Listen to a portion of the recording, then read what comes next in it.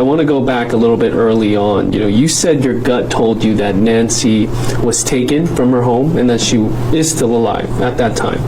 What does your gut tell you now about the entry to the home? And was there forced entry? Or did she know the person that took her? What do you think now?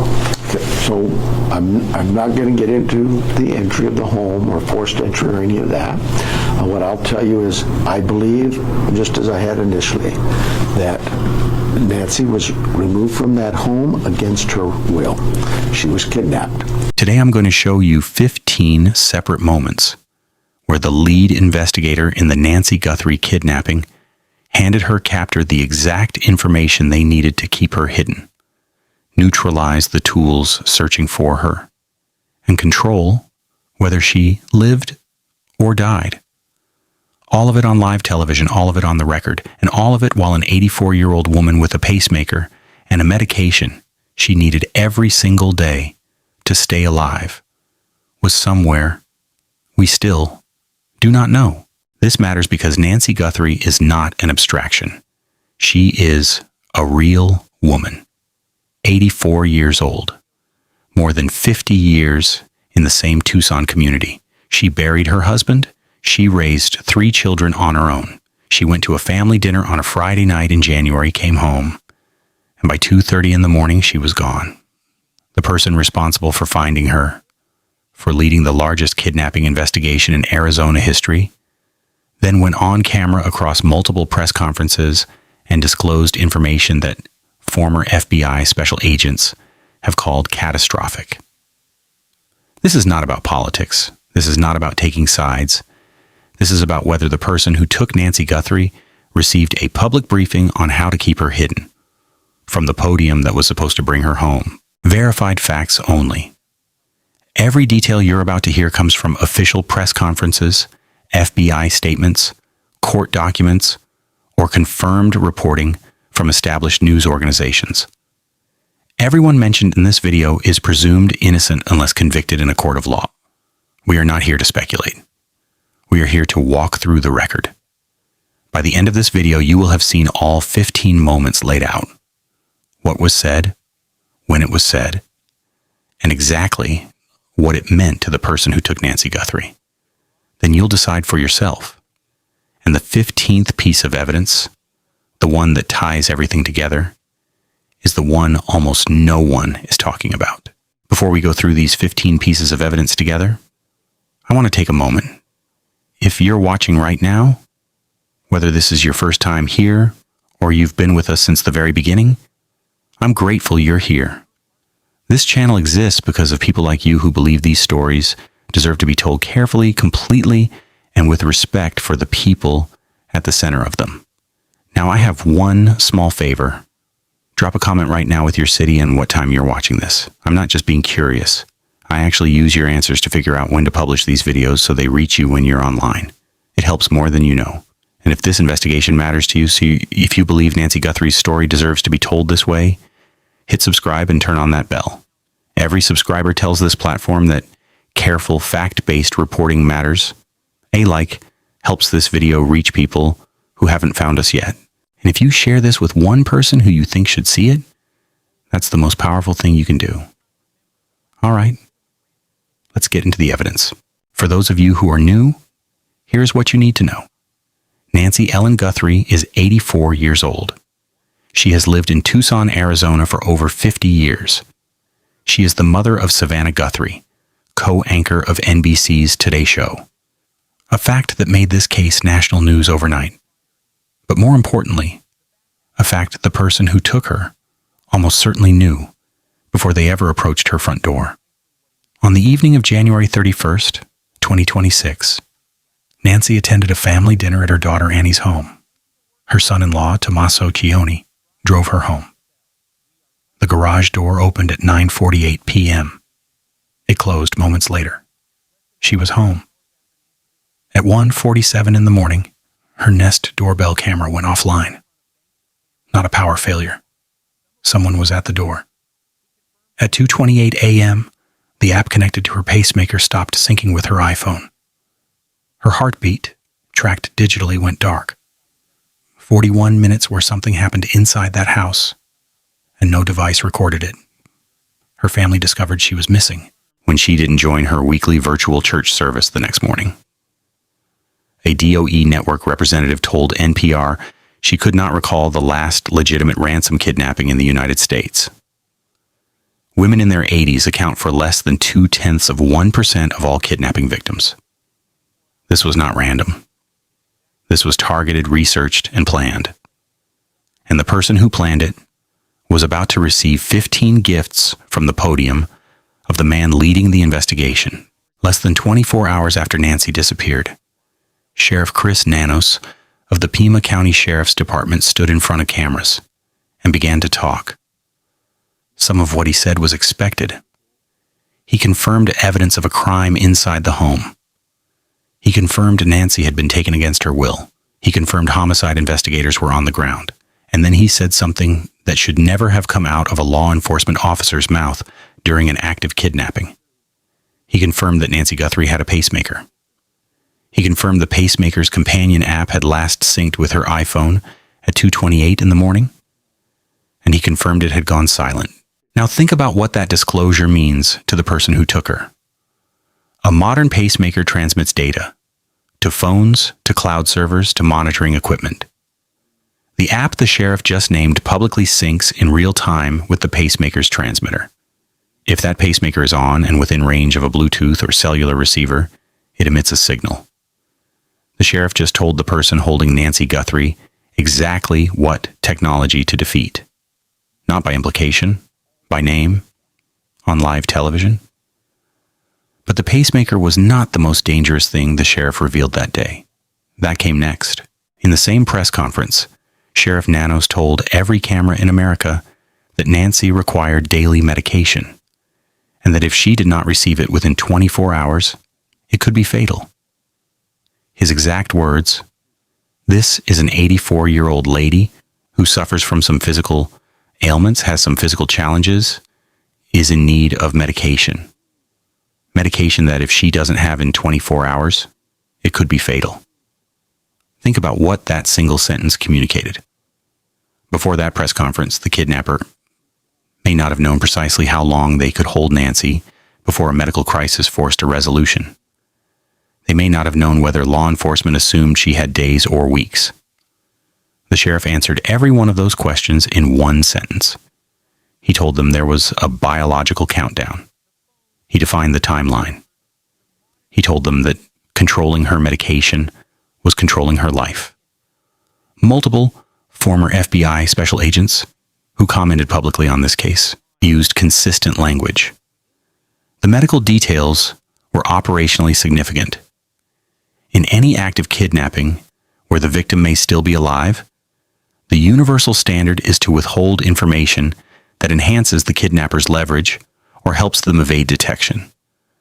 The pacemaker and the medication were both in that category. They were both on television within 24 hours. By February 3rd, the story was on every network. Sheriff Nanos was back at the microphone. A reporter asked directly, had the family received any ransom demands? The sheriff refused to answer. Twice. He said, "We have all kinds of investigative leads we are working on." The reporter pressed, "You did not say no? Does that mean a ransom has come in?" The sheriff went silent. A non-denial from the head of a law enforcement investigation, broadcast live, communicates one thing with precision. The answer is yes, and we are not prepared to say so publicly. Within hours, TMZ reported receiving a ransom note demanding millions in Bitcoin. KOLD-TV in Tucson confirmed they had received one. KGN9 confirmed they had received one. 3 Arizona media outlets, same narrow window. The FBI later confirmed at least one note appeared legitimate. It contained information about the interior of Nancy's home that had not been publicly released. We will come back to that. When we will come back, sheriff gave a non-answer that telegraphed yes. He handed the kidnapper confirmation that their communication had been received, taken seriously, and was generating family engagement. He told them the strategy was working. The ransom demand escalated to $6 million. 2 deadlines were set. Both passed. No arrest, no rescue, no proof of life. On February 5th, the Pima County Sheriff's Department and the FBI held a joint briefing.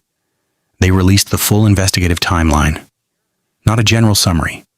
Every confirmed timestamp, every data point. Garage door, 9:48 p.m. Doorbell camera disconnect, 1:47 a.m. Pacemaker app silent, 2:28 a.m. Family discovery, 11:56 a.m.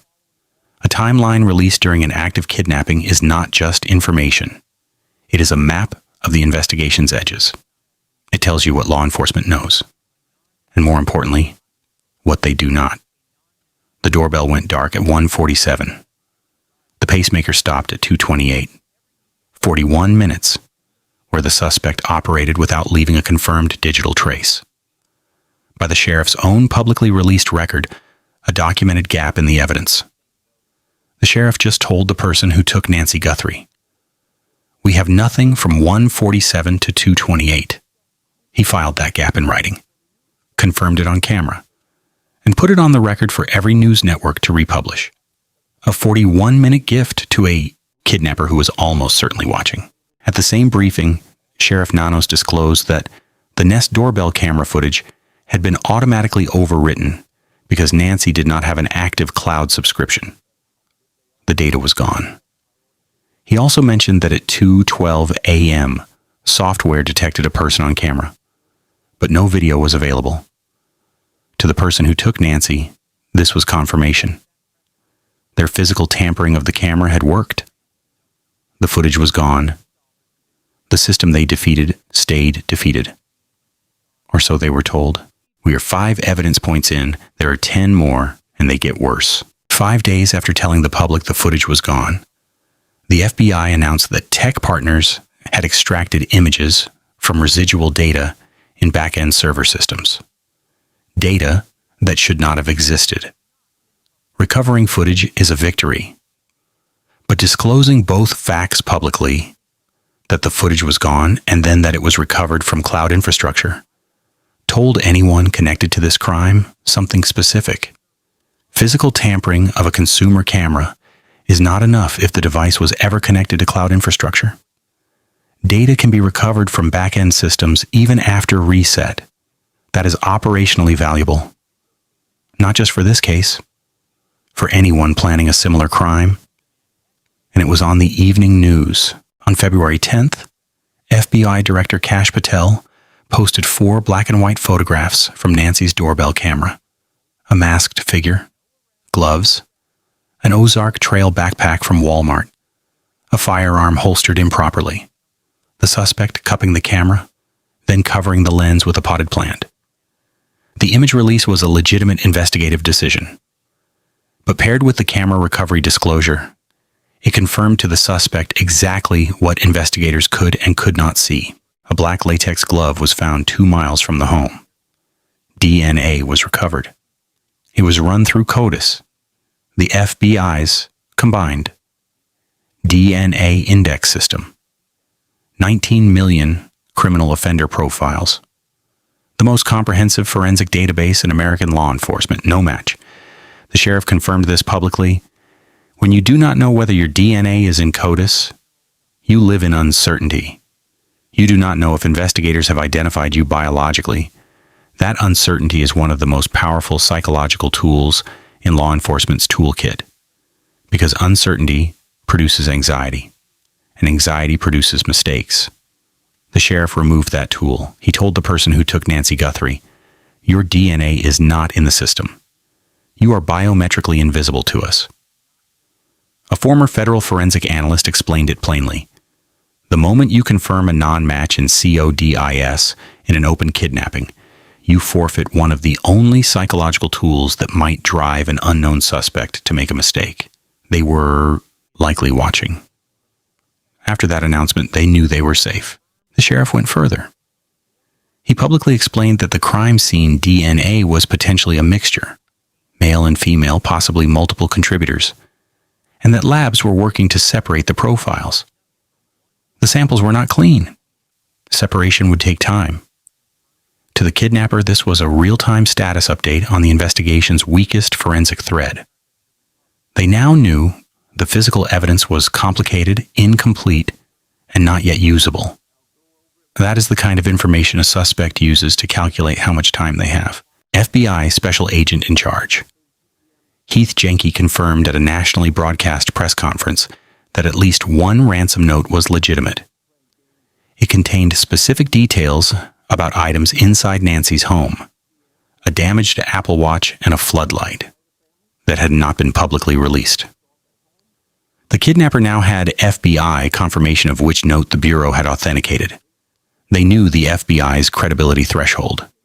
They knew the Bureau had crossed from skepticism to active engagement, and for anyone considering a copycat ransom note, the FBI had just published the exact kind of insider detail needed to be taken seriously. 10 pieces of evidence disclosed from a podium. But the final 5 are different. These are not about information the kidnapper could use. These are about the systems and tools that might have actually brought Nancy Guthrie home. And they were destroyed. Reports emerged that the FBI had deployed a helicopter with a Bluetooth sniffer capable of detecting Nancy's pacemaker signal from the air. If Nancy was alive and within range, the helicopter could triangulate her location. This was the most promising technological tool deployed in this investigation, the kind of technology that, with operational secrecy intact, had a real chance of finding a living victim. And then it was on television. President Trump publicly criticized law enforcement for revealing this. On this point, he was not wrong. The person holding Nancy now knew federal agents were flying over Arizona with a device that detected her pacemaker's signal from altitude. They knew the detection method. They knew how to defeat it. Move her underground behind concrete out of signal range. The tool that had the best chance of finding Nancy Guthrie alive was neutralized by the act of naming it. I am not attributing this disclosure to the sheriff personally. It surfaced through media reporting. But the investigation had established a pattern of treating every operational detail as public information. In that environment, a technology that might have saved her life was not protected. It was news. On February 13th, Reuters reported that federal sources accused Sheriff Nanos of refusing to hand over the black latex glove and DNA samples to the FBI. The same evidence he had publicly announced yielded no CODIS match. But according to those sources, the physical evidence itself had not been transferred to the agency with the most sophisticated forensic capability. FBI evidence response teams were in a support role only. The Pima County Sheriff's Department maintained lead status. Key evidence was outside FBI custody at the moment. Maximizing forensic options was most critical. The Sheriff's Department denied obstruction. But the question remains, if the FBI had direct custody from the beginning, could different testing have been applied? Could the timeline have been faster? Could the result have been different? Two institutions, both supposedly on the same side, in documented conflict over physical evidence while a woman was missing. On February 18th, the FBI quietly contacted Mexican federal law enforcement about the case. That same day, Sheriff Nanos told the press there was no indication Nancy had been taken across the border. The FBI contacted Mexico anyway. Two branches of an investigation running on fundamentally different assumptions, and broadcasting those differences publicly. Every gap between agencies is a gap someone with something to hide can walk through. Disagreement behind closed doors is normal. Disagreement on camera is a gift. Early in the investigation, the sheriff publicly stated the family had been cleared. This included Tommaso Cioni, who drove Nancy home that evening. Then, without clear public explanation, that position shifted. Reporting referenced renewed scrutiny of Cioni. The early clearance was no longer definitive. I want to be very clear. There are no public charges against any family member. Everyone is presumed innocent. What we are examining is the decision to publicly clear and then publicly unclear, and what that communicated.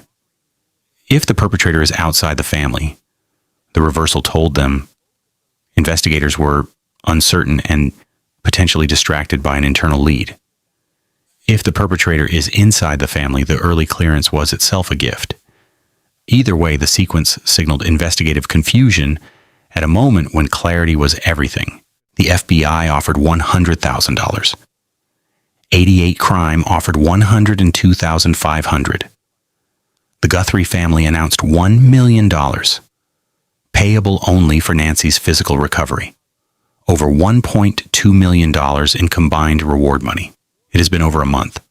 None of it has been claimed. No arrest. No suspect publicly named. No proof of life at any point. The FBI command post has moved from Tucson to Phoenix. The home has been returned to the family. No trespassing signs on a property that was a crime scene a month ago. Sheriff Nanos told NBC News on March 3rd that investigators are definitely closer. Closer to what? He did not say. This 15th piece of evidence is not about a single disclosure. It is about the sum total. 15 press conferences. 15 moments where information flowed from the podium to the kidnapper. Each one reducing the probability of rescue. Each one making that $1.2 million harder to earn. The reward is unclaimed because the investigation was compromised from the podium before the searchers ever had a chance to get close. $1.2 million in reward money. 15 press conference gifts to a kidnapper. And an 84-year-old woman who still has not come home. Let me walk you through what we covered. 15 pieces of evidence. Each one from the public record. A pacemaker disclosed. And the kidnapper knew what technology to defeat. A medication countdown on live television. And the kidnapper knew they held a biological weapon. A ransom non-denial that confirmed their strategy was working. A full timeline that mapped the investigation's blind spots. A camera overwrite that confirmed their tampering had succeeded. A camera recovery reversal that taught them how cloud infrastructure works. Doorbell images that showed them what investigators could see. A DNA non-match that made them biometrically invisible. A mixed DNA disclosure that told them the forensic thread was tangled. A ransom note authentication that published the FBI's credibility threshold. A helicopter scanner, the last best hope, named on television before it could do its job. An evidence custody dispute between lead agencies, a Mexico contradiction that broadcast misalignment. A family clearance reversal that signaled confusion. And an unclaimed reward sitting at $1.2 million, while Nancy Guthrie is still missing. Nancy Guthrie is 84 years old. She lived in the same Tucson community for more than 50 years. She buried her husband. She raised her children alone. She went to a family dinner on a Friday night in January and never came home. She deserved an investigation that protected her. She deserved silence where silence would have saved her. Instead, she got 15 press conferences that told her kidnapper everything they needed to know. I am not here to tell you what to think. I am here to show you what happened and to ask the question the record demands. Was this negligence? Was this incompetence? Or was this something that does not have a comfortable name? You have seen the 15 pieces of evidence. The answer is yours. In our next video, we examine the 41 minutes no one can account for and the gap between 1:47 and 2:28 a.m. and one piece of evidence that suggests what may have happened inside that house. Subscribe so you do not miss it. If you have any information about the Nancy Guthrie case, anything at all, call the FBI at 1-800-CALL-FBI. Tips are completely anonymous. The Guthrie family reward of $1 million is payable in cash for information leading to Nancy's physical recovery. Thank you for watching all the way through. It means more than you know. Drop your city and time in the comments. It genuinely helps me get these videos to you when you're online. Subscribe. Share this with someone who needs to see it, and I will see you in the next one.